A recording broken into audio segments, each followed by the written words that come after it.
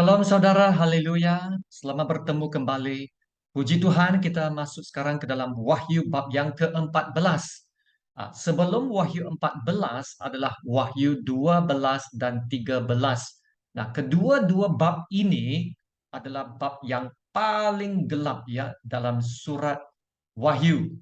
Nah, bukan sahaja bab yang paling gelap dalam Wahyu, tetapi juga tempo yang paling gelap dalam sejarah manusia. Itulah tempo di mana iblis dan dua binatangnya, itu Tritunggal yang jahat, memerintah dengan paksaan, dengan tipu daya dan muslihat ya untuk menyesatkan dan memusnahkan. Dalam 13 ayat yang ke-7 kita mempunyai ayat ini. Dan ia diperkenankan untuk berperang melawan orang-orang kudus dan untuk mengalahkan mereka. Nah, nampaknya binatang itu menang atas umat Tuhan, mengalahkan dan membunuh pengikut Yesus Kristus. Maka dua soalan di sini. Adakah binatang itu benar-benar menang atas semua umat Tuhan? Ya, jadi bab 14 akan memberi kita jawaban dan juga akan memberi tahu kita apa yang berlaku kepada iblis dan pengikut-pengikutnya. Dengan itu mari kita lihat ayat yang pertama. Dan aku melihat sesungguhnya anak domba berdiri di Bukit Sion dan bersama-sama dengan dia 144.000 orang, dan di dahi mereka tertulis namanya dan nama bapaknya. Nah, inilah berita baiknya. Kita diberitahu bahwa 144.000 hamba Tuhan berdiri di Bukit Sion bersama-sama dengan Tuhan Yesus Kristus. Dan ini menunjukkan kepada kita bahwa binatang dalam bab 13 tidak menang sepenuhnya atas semua umat Tuhan. Amin. Ya saudara, ramai orang Kristen akan terkorban karena penganiayaan iblis yang kejam semasa waktu kesukaran besar, tetapi mereka akan mati hanya secara fisikal. Akhirnya, mereka akan berdiri dengan penuh kemenangan bersama Kristus di atas Bukit Sion. Nah, jumlah 144.000 orang ini adalah mereka yang disebutkan sebelumnya dalam bab 7, ya, yang telah dipelihara oleh Tuhan daripada penghakiman Tuhan, ya, dengan meletakkan meterai pada dahi mereka. Ya, di dahi mereka tertulis nama Tuhan. Ya, mereka membawa nama Tuhan, dan meterai itu menandakan kepunyaan, ya, pemilikan dan perlindungan. Ya, mereka adalah milik Tuhan dan akan dilindungi Tuhan. Ya, dalam bab 13 sebelum ini, orang yang tidak percaya akan menerima tanda binatang, ya, yaitu 666. Tapi yang 144.000 hamba-hamba Allah ini menerima meterai Tuhan dan mereka setia hingga ke akhir. Dan ayat yang kedua dan tiga. Dan aku mendengar suatu suara dari langit bagaikan desau air bah dan bagaikan deru guru yang dahsyat. Dan suara yang kudengar itu seperti bunyi pemain-pemain kecapi yang memetik kecapinya. Mereka menyanyikan suatu nyanyian baru di hadapan takhta dan di depan keempat makhluk dan tua-tua itu, dan tidak seorang pun yang dapat mempelajari nyanyian itu selain daripada 144.000 orang yang telah ditebus dari bumi itu. Nah, 144.000 hamba-hamba Allah akan bersama-sama warga surga. Mereka menyanyikan lagu puji-pujian. Dan lagu pujian mereka akan sangat unik. Ya, sehingga dikatakan dalam ayat 3, tidak seorang pun yang dapat mempelajari nyanyian itu selain daripada 144.000 orang yang telah ditebus. Nah, mereka inilah yang ditebus oleh darah anak domba. Mengapa tiada siapa yang boleh belajar lagu itu? Ya, karena ia adalah lagu penebusan. Jadi hanya mereka yang ditebus oleh darah anak domba boleh menyanyikan lagu ini. Ya, ia adalah lagu keintiman dengan anak domba. Ya, saudara kita yang telah ditebus, lagu kita akan sangat berbeza daripada lagu duniawi ya. Ini adalah nyanyian pujian, ya penyembahan, kesyukuran ya kepada anugerah Tuhan, rahmatnya dalam menyelamatkan orang-orang berdosa yang celaka ya seperti kita.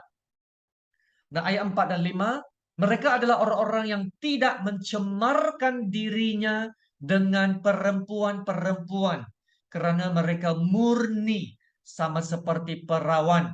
Mereka adalah orang-orang yang mengikuti anak domba itu kemana saja ia pergi.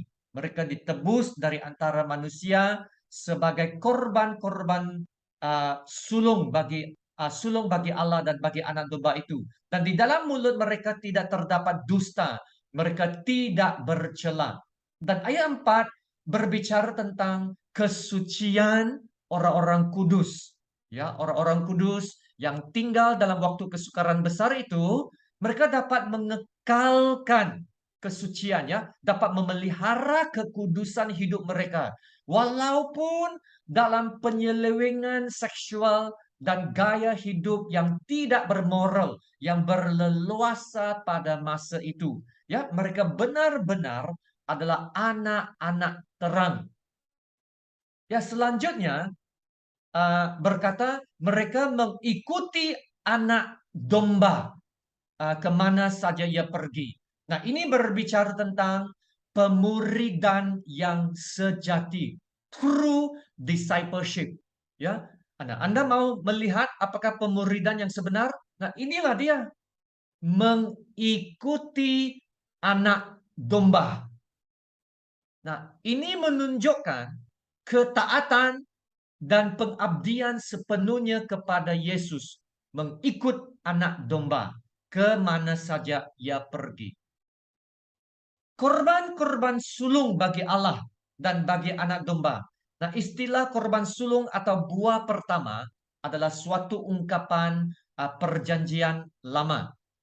Ia adalah bahagian yang sentiasa dipersembahkan kepada Tuhan atau dikhususkan kepada Tuhan.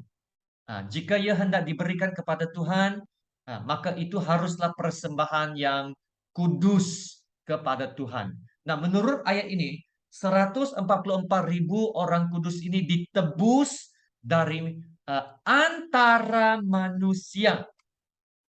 Dan sebagai bahagian yang ditebus, maka mereka itu harus dipisahkan atau dikhususkan kepada Tuhan sebagai umat yang kudus. Mereka lah umat pilihan Allah atau yang dimilik Allah. Nah, ayat 5 selanjutnya mengatakan bahwa mulut mereka tidak terdapat dusta penipuan. Nah, 144.000 orang ini tidak akan bercakap dusta.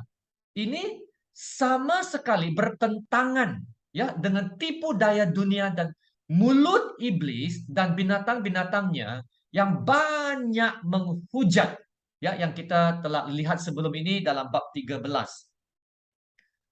Dan ayat 5 juga berkata mereka tidak bercela.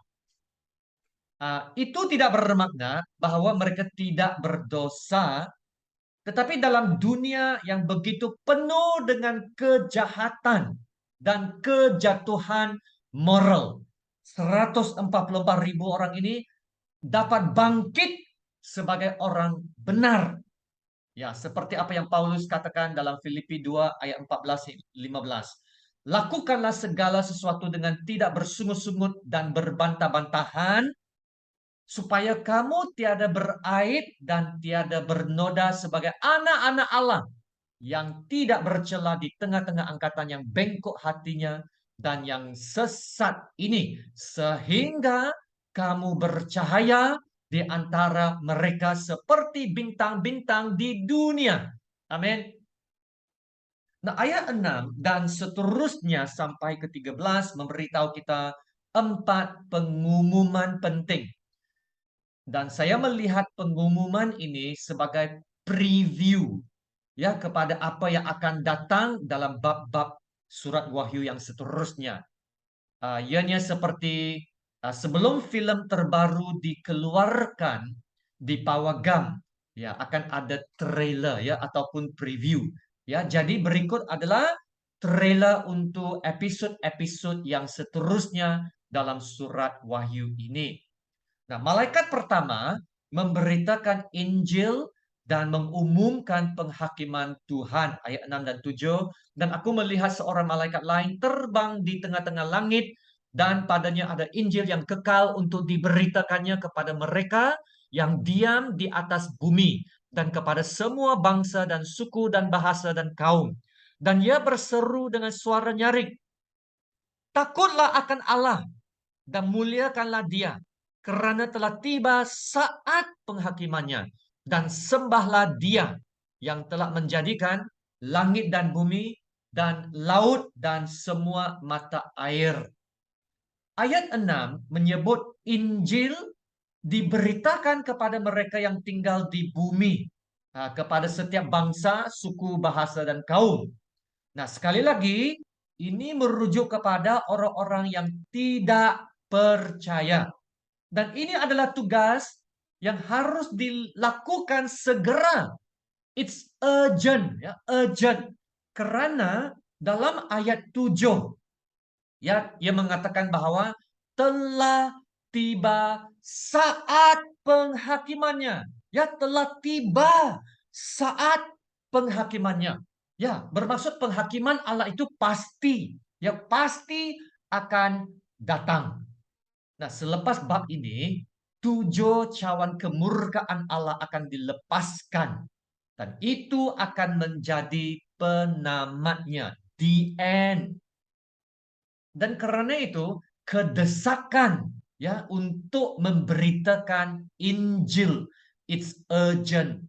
Ya. Nah, ini adalah peluang terakhir bagi orang-orang yang tak percaya untuk diselamatkan sebelum turunnya tirai itu. Nah, di sini sekali lagi kita melihat belas kasihan dan rahmat Tuhan yang menghendaki semua orang diselamatkan dan tidak ada yang binasa. Nah, sekarang ini saya ingin highlight atau menekankan ayat 7. Ya, ayat 7 adalah ayat penting yang harus kita ingat. Ya, saya sendiri telah menghafal ayat ini. Ya, jika ada ayat yang ingin saya pegang dalam surat Wahyu, ini adalah salah satu daripadanya.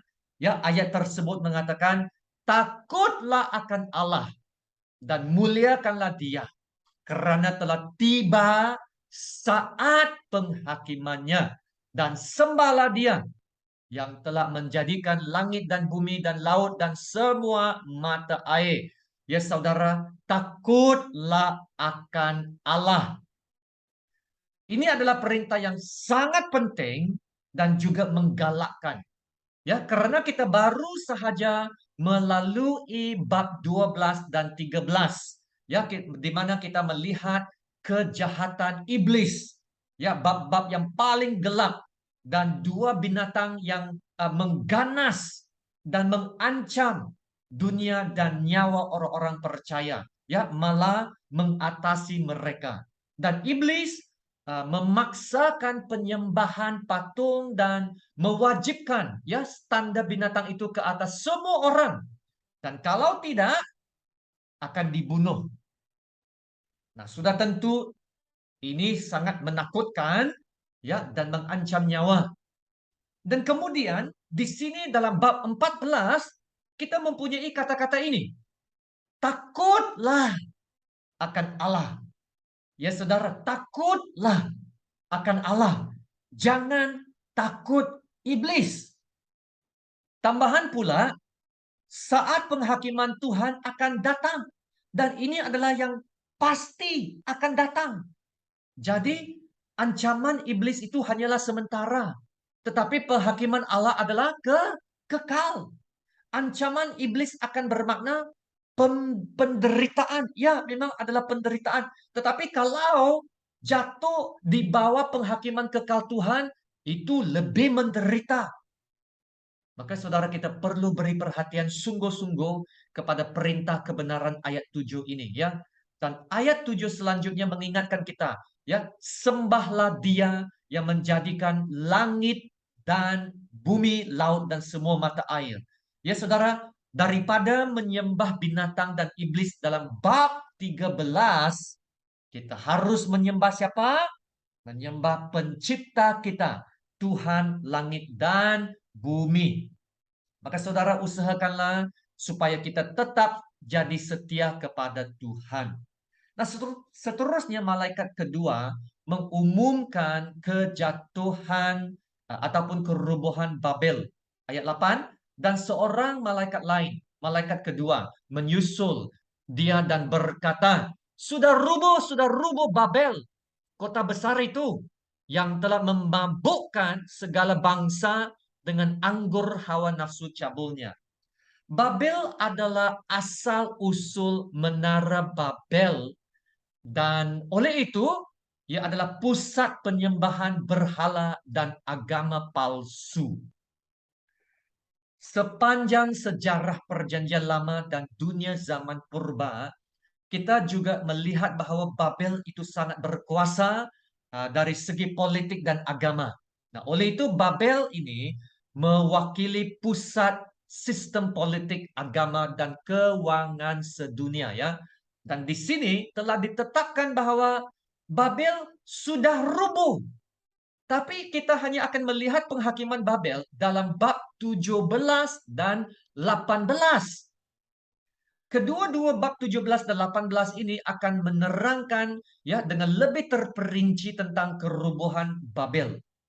Nah, di sini hanya dalam satu ayat adalah preview ya ataupun trailer memberitahu bahwa kerubuhan Babel itu adalah sangat pasti ya sehingga ia dikatakan telah terjadi.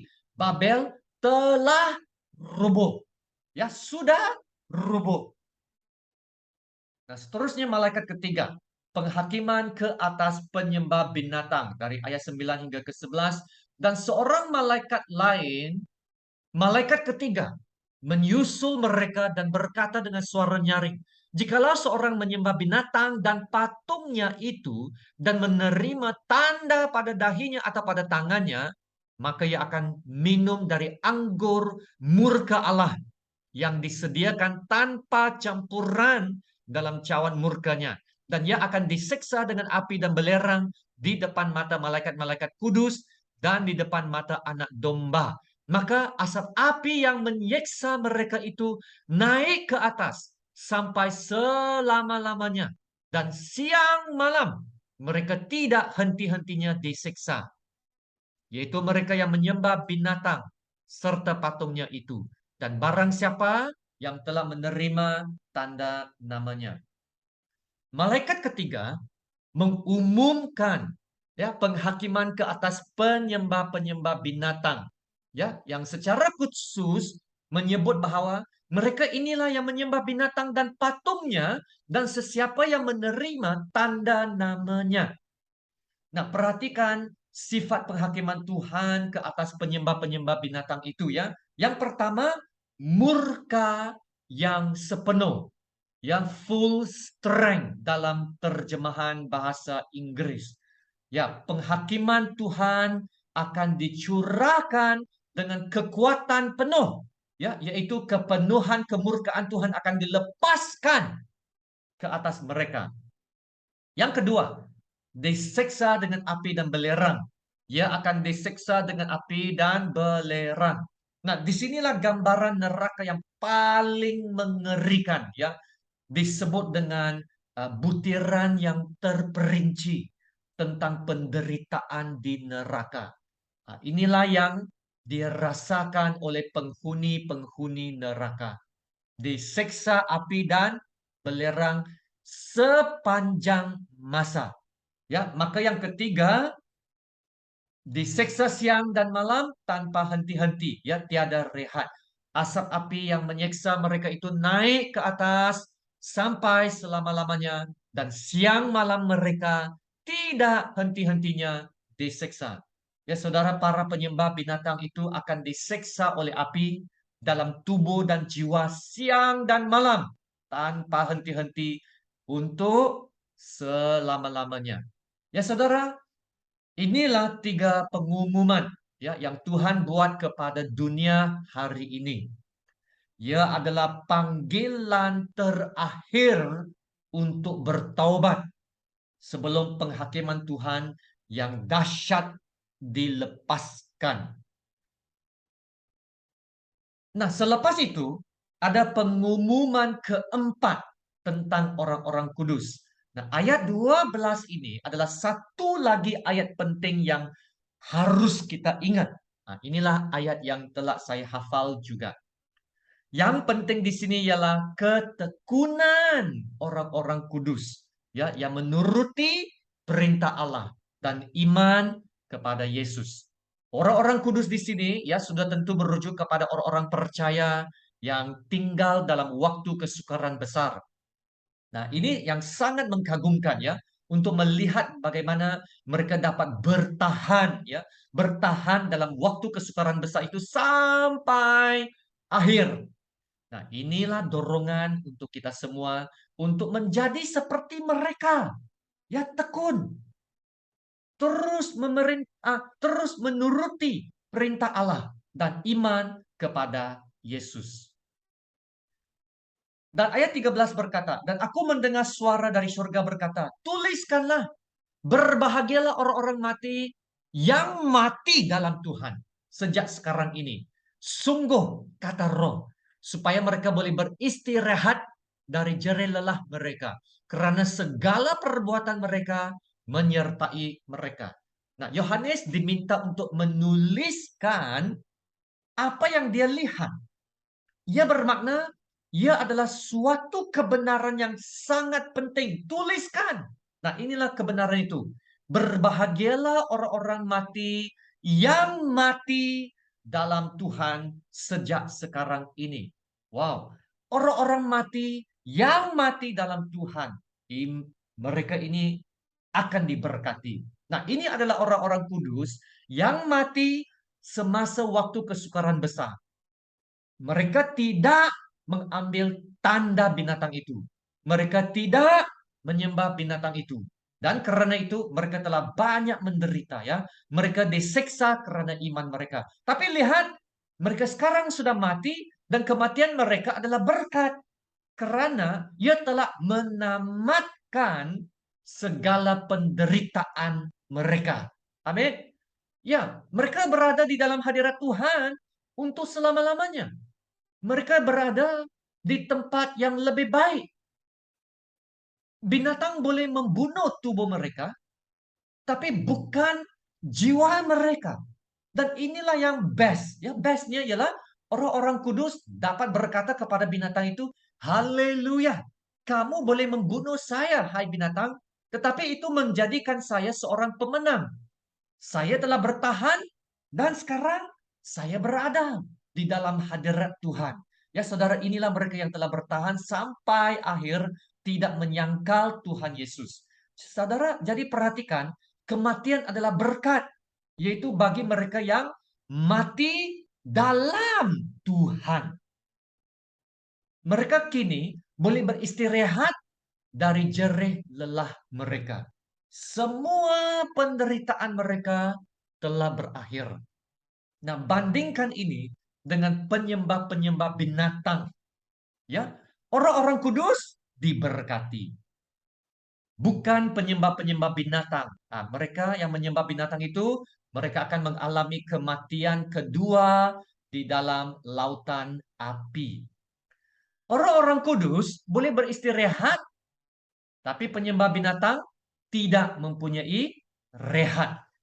Sebab mereka akan disiksa siang dan malam dengan api dan belerang.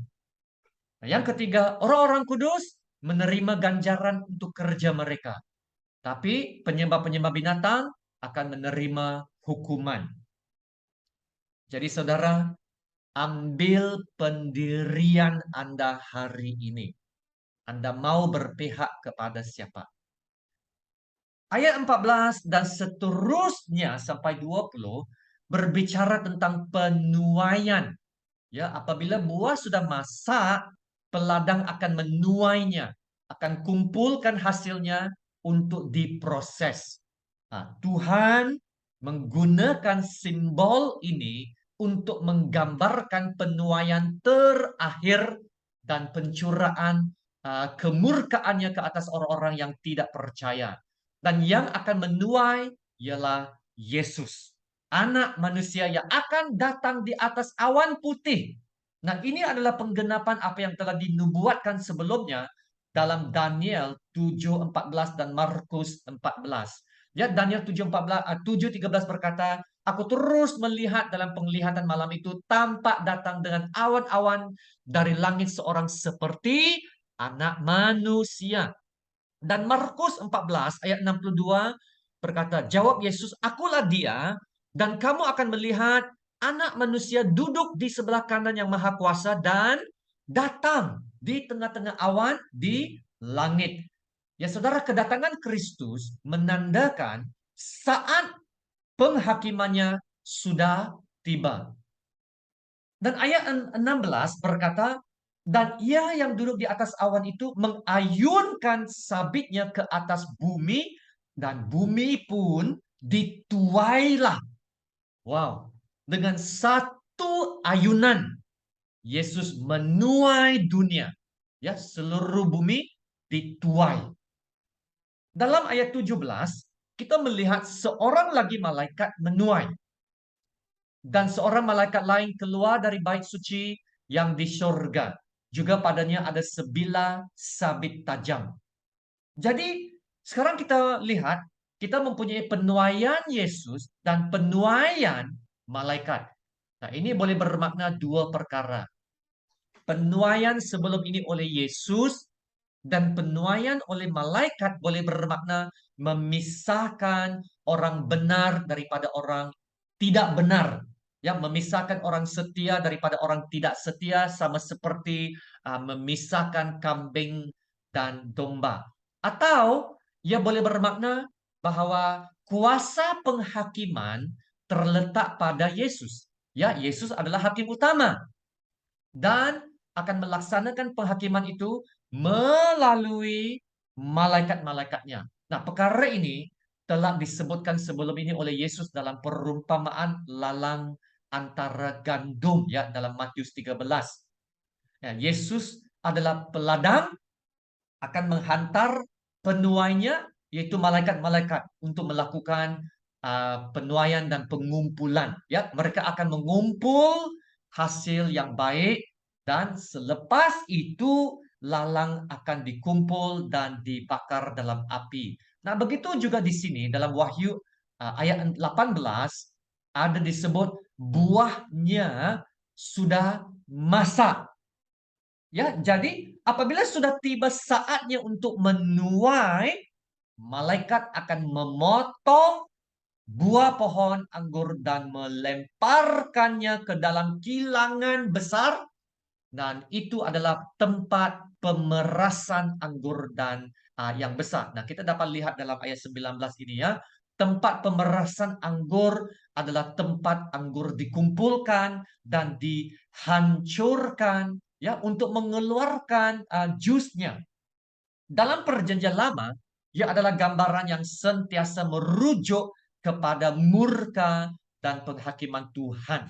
Dan Anda boleh melihat corak yang sama dalam ayat 19 ini. Ya, saya baca. Lalu malaikat itu mengayunkan sabitnya ke atas bumi dan memotong buah pohon anggur di bumi dan melemparkannya ke dalam kilangan besar, yaitu murka Allah. Ya, jadi ini dia, ya. Dengan satu ayunan, seluruh bumi telah dituai. Saudara, kita harus memikirkan kebenaran ini dengan teliti. Adakah Anda sudah bersedia untuk bertemu Tuhan? Bertemu Tuhan sebagai Bapa Syurgawi atau sebagai Hakim? Ya. Adakah Anda takut dengan penghakiman Tuhan? Ya, Anda tidak perlu takut, ya, dengan penghakiman ini. Karena penghakiman yang disebut dalam petikan ini adalah untuk orang-orang yang tidak percaya. Mereka akan dilemparkan ke dalam kilangan besar, yaitu murka Allah. Bagi kita yang telah percaya, kita telah diselamatkan dari murka Allah dan masuk ke dalam hadirat Tuhan. Amin. Ya saudara, jadi kita harus yakin, ya, yakin dengan keselamatan kita dan perhubungan kita dengan Tuhan. Nah, sebagai preview kepada penghakiman terakhir Tuhan, ya bab ini berakhir dengan ayat ini. Dan buah-buah anggur itu dikilang di luar kota, dan dari kilangan itu mengalir darah. Tingginya sampai ke kekang kuda dan jauhnya 200 mil. Ya, tempat pemerasan anggur akan diinjak-injak di luar kota, ya, yaitu di luar hadirat Tuhan untuk selama-lamanya. Ya, orang-orang yang tidak percaya akan disiksa siang dan malam, ya, selama-lamanya dalam tubuh dan jiwa di luar rahmat dan belas kasihan Tuhan. Disebut di sini 200 mil, ya, dalam Alkitab bahasa Inggris 200 mil ini telah diterjemahkan sebagai 1.600 furlong, ya. Nah, apabila Anda memecahkan nombor ini, ia adalah gabungan 4 darab 1.000. 4 4 ini adalah bilangan dunia, ya, dan 1.000 atau ribuan ini mewakili satu jumlah besar orang ramai. Nah, ini hanyalah satu cara untuk menafsirkan, ya, bilangan nomor ini. Tetapi tidak kira lah, ya, bagaimana Anda menafsirnya, ia membawa maksud kepada penghakiman yang sangat-sangat besar, ya, penghakiman yang universal dan lengkap, ya, sehingga tiada siapapun yang akan dapat melarikan diri atau terlepas dari penghakiman Tuhan. Jadi saudara, bab 14 adalah jawaban kepada bab 13. Ya, dalam bab 13 sebelum ini, ya, kita melihat iblis dan binatang itu bermaharaja lela dalam bentuk yang sangat menakutkan dan mengerikan, ya, sampai mengalahkan orang-orang kudus. Tetapi, ya saudara, keganasan dan ancaman iblis hanyalah sementara. Dan bab 14 memberitahu kita siapa yang benar-benar berkuasa, bertakhta, dan berdaulat secara keseluruhan. Bukan iblis, ya, tapi anak domba Tuhan, singa Yahuda, Mesias, Tuhan Yesus Kristus. Haleluya. Dialah yang akan memerintah sekarang dan sampai selama-lamanya. Tuhanlah yang akan menang dan kitalah yang akan memerintah bersama-sama. Ya, haleluya, bersama-sama dengan Tuhan Yesus. Nah, inilah message bab 14. Haleluya. Maka saudara ingatlah ayat 7 dalam bab ini.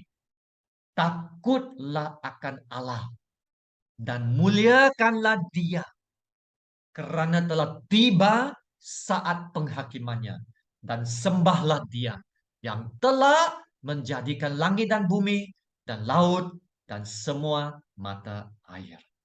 Haleluya. Mari kita berdoa. Allah Bapa, haleluya. Firman-Mu sungguh luar biasa. Ia telah berbicara kepada hamba-Mu dan harap Ia juga telah berbicara ke dalam hati semua pendengar. Engkaulah Allah yang benar. Engkaulah Allah yang berdaulat, yang bertakhta, yang berkuasa, yang telah menjadikan langit dan bumi. Dan Tuhan, inilah doa kami, agar kebenaran-Mu akan menggerakkan hati untuk menjadi orang-orang percaya yang lebih sungguh-sungguh, yang menuruti perintah-perintah-Mu dan iman kepada Yesus, yang takut akan Allah dan bukan takut akan manusia atau roh-roh jahat. Ya Tuhan, takut akan Allah, karena kami tahu saat penghakiman-Mu akan datang dan pasti datang. Ya Tuhan, Kami harus bersedia. Bersedia untuk menerima kedatangan-Mu. Menanti-nantikan kedatangan-Mu. Ya Tuhan Allah Bapa, dengan itu kami berdoa agar Engkau akan menguatkan hati kami, terutamanya mereka yang hatinya masih lemah dan yang masih ragu-ragu. Supaya Tuhan gereja-Mu dapat bangkit dan menjadi orang-orang percaya yang setia sampai akhir. Ya Tuhan, supaya kami bermula dengan baik, kami juga akan dapat berakhir dengan baik. Bagi kemuliaan-Mu ya Allah Bapa. Ya Bapa, kami hanya dapat lakukan ini melalui kasih karunia-Mu. Karena kasih karunia-Mu yang cukup. Sebab justru dalam kelemahanlah kuasa-Mu menjadi sempurna di dalam kami. Karena kasih-Mu dan kuasa-Mu yang bekerja, Tuhan, kami dapat hidup. Kami dapat bangkit. Kami dapat hidup dalam kemenangan. Maka Tuhan, kami mau terus hidup beriman kepada Yesus. Tinggal dalam Yesus. Oh ya Tuhan Yesus, kami mengistiharkan. Engkaulah yang bertakhta, Engkaulah yang berkuasa, Engkaulah yang berdaulat dalam hidup kami. Dimuliakanlah namamu di sorga dan di bumi. Engkaulah yang mempunyai kerajaan, kemuliaan dan kuasa sampai selama-lamanya. Dalam nama Tuhan Yesus kami berdoa. Amin. Haleluya. Ya saudara sekian, terima kasih. Tuhan memberkati engkau dan melindungi engkau. Tuhan menyinari engkau dengan wajahnya dan memberi engkau kasih karunia. Dan Tuhan menghadapkan wajahnya kepadamu dan memberi engkau damai sejahtera. Amin.